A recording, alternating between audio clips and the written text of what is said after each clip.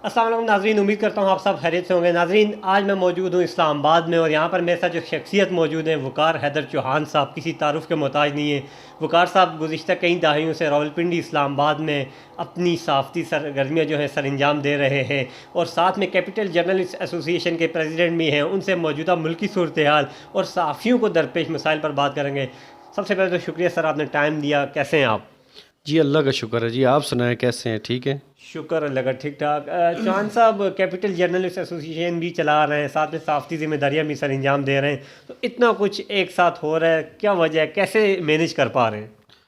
बहुत शुक्रिया जी। सबसे पहले तो मैं आपका शुक्रगुज़ार हूँ कि आप लोग आए और आपकी टीम का शुक्रिया अदा करता हूँ जिन्होंने वक्त निकाला। सहाफ़त इस वक्त जो है ना थोड़ी सी डगमगा रही है, क्योंकि सहाफ़ी जैसे ज़र सहाफ़त है ना वो पाकिस्तान के अंदर बहुत ज़्यादा आम हो चुकी है। जो 2 नंबर सहाफ़ी हैं उन्होंने उन जो सही सहाफ़ी हैं उनको भी जो है ना बिगाड़ के रख दिया है।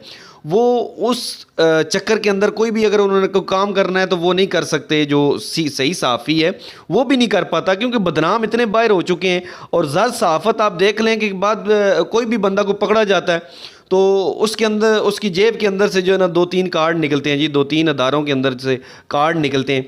फिर आप अगर दूसरी तरफ आ जाएं, आप कह रहे हैं कि सहाफ़ियों का क्या हाल है। सहाफ़ियों के लिए जो है ना ये जो आपका रोज़गार है वो इंतहाई मुश्किल कर दिया गया है सहाफ़ियों के लिए। सहाफ़ी बेचारे जो है ना वो घर में जो है ना वो परेशान होकर रह गए हैं, ना तो उनका कोई सही रोज़गार है।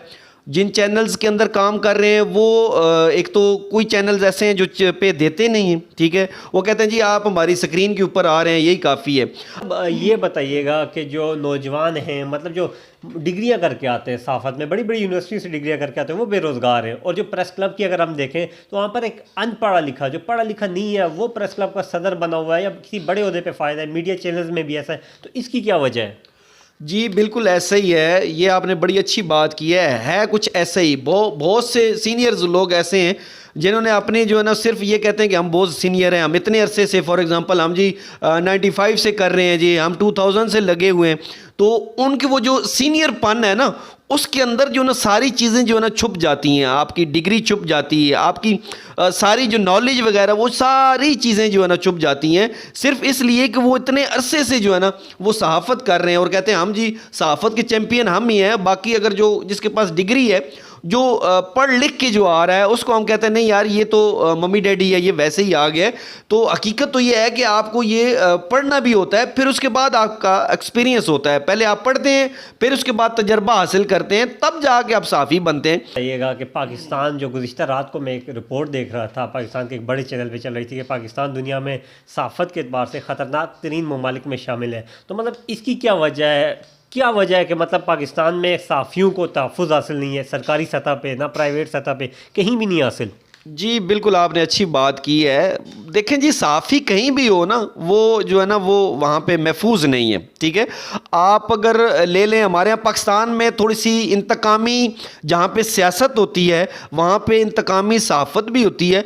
और आप जो दूसरे मुख्तलिफ माफियाज़ हैं, जो कब्ज़ा माफियाज़ हैं, ठीक है, वो भी आपको जो है ना वो जीने नहीं देते। अगर फॉर एग्ज़ाम्पल आप किसी के ख़िलाफ़ ख़बर लगा देते हैं तो वो आपका जानी दुश्मन बन जाता है। और अगर आप जो है ना उनसे मौक़िफ़ भी लेते हैं तो भी आपका वो जो है ना दुश्मन बना होता है। वो ये सोच रहा होता है कि यार ये मौक़िफ़ भी जो ले रहा है ये इसलिए ले रहा है कि मुझे ये ब्लैकमेल करेगा, मुझे ये ब्लैकमेलिंग के लिए कॉल कर रहा है, पैसों के लिए कॉल कर रहा है। तो इस चक्कर के अंदर जो है ना वो आपके जानी दुश्मन बन जाते हैं यहाँ पे।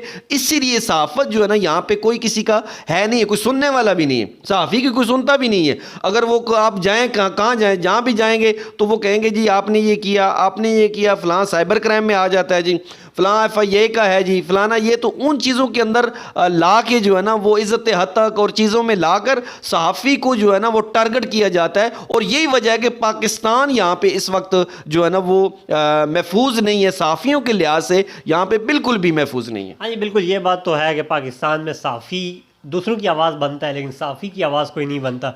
ये बात तो बिल्कुल अपनी जगह मौजूद है। सदर साहब ये बताइएगा कि डिजिटल मीडिया का दौर है, पहले इलेक्ट्रॉनिक प्रिंट मीडिया था, फिर इलेक्ट्रॉनिक मीडिया का दौर, अब डिजिटल मीडिया का दौर है। नौजवान बेरोज़गार हैं, काफ़ी ऐसे भी हैं जो डिजिटल मीडिया पे लाखों कमा रहे हैं। तो जो लोग सहाफ़त को डिजिटल, जिनको इलेक्ट्रॉनिक मीडिया पे या प्रिंट मीडिया पे मौका नहीं मिलता या रोज़गार नहीं मिलता, तो उनको क्या मशवरा देंगे डिजिटल मीडिया की तरफ आने का?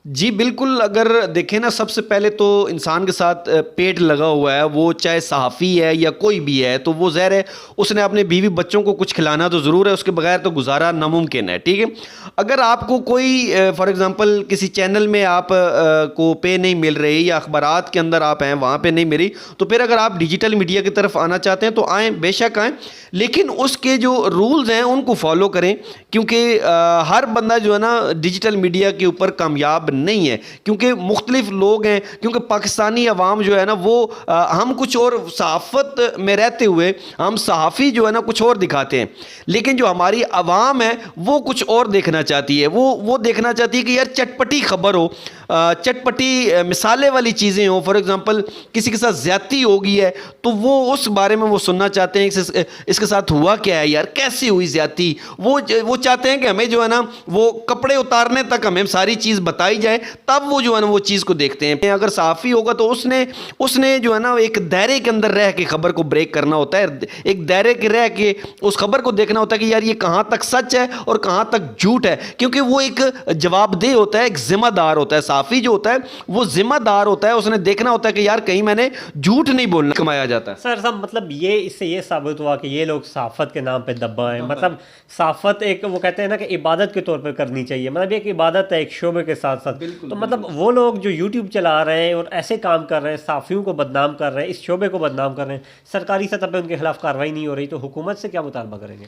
जी, हुकूमत को बिल्कुल जो है ना इनके खिलाफ कार्रवाई करनी चाहिए। वो जो पेका एक जो है ना वो एक्ट बनाया गया है, जो लोग ये कर रहे हैं, अभी तो ये बहुत सख्त जो है ना कानून इन्होंने लाया है कि वजह ये है कि पीछे भी एक बंदे को मार पड़ी, हाई कोर्ट गए थे तो वहाँ पे मार पड़ी। तो देखें, ये जो चीज़ें मनफी चीज़ें फैलाते हैं ना, ये ज़्यादातर जो यूट्यूबर हज़रात है सहाफ़ी नहीं फैलाते। सहाफ़ियों की हुकूमत से मैं ये भी रिक्वेस्ट करूंगा कि सहाफ़ी जो जेनवन सहाफ़ी है वो इस तरह की नेगेटिव जो मनफी चीज़ें हैं वो चीज़ें नहीं फैलाता। सर आखिर में ये बताइएगा कि फ़लस्तीन में जो जुल्म हो रहा है वहाँ पर, मतलब इंसानियत भी अभी जुल्म हो रहा है, साथ में जो सहाफ़ी हैं वहाँ पे ज़िम्मेदारियाँ सर अंजाम दे रहे हैं, उनको भी कत्लेआम किया जा रहा है। तो हुकूमत पाकिस्तान मतलब उस तरह का स्टैंड नहीं ले रही, तो इसकी क्या वजह है और हुकूमत से क्या कहेंगे? जी बिल्कुल, आप सही कह रहे हैं। सबसे पहले तो ये है कि सहाफ़ियों के ऊपर जो अटैक्स हो रहे हैं ये तो जंगी खिलाफ वर्जी है, जो जंग है ना उसकी ये खिलाफ वर्जी है कि आप जब जंग के अंदर जो आपको हाईलाइट कर रहे हैं, जो चीज़ें पहुंचा रहे हैं, उनको आप जो है ना अटैक कर रहे हैं, तो ये तो बिल्कुल जो है ना इंतहाई एक इंटरनेशनल सतह पे जो है ना ये इसकी मैं मज़म्मत करता हूँ। और मुझे ये भी पता है कि जब ये एटमी धमाके हुए थे तो फ़लस्तीन उन मुल्कों में था जिन्होंने सबसे ज़्यादा खुशी मनाई थी।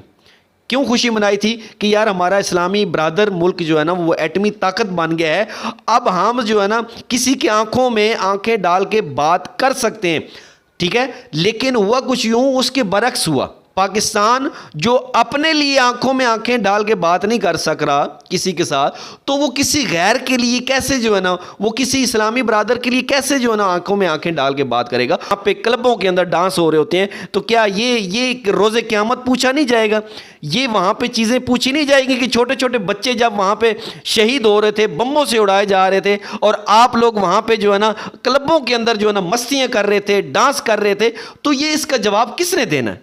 बिल्कुल जी नाज़रीन, ये बात तो अपनी तरफ एक जगह मौजूद है कि हम जब दुनिया में मुसलमानों पर जुल्म हो रहा था फ़लस्तीन में, तो हम बेगैरत बने हुए थे, बींगा पाकिस्तानी भी बींगा मुस्लिम भी, हम लोग खामोश थे, और ये वक्त और ये तारीख़ याद रखेगी हमें। सदर साहब आखिर में ये बताइएगा कि आप जो कैपिटल जर्नलिस्ट एसोसिएशन चला रहे हैं, इसके क्या अगराज़ और मकासद हैं?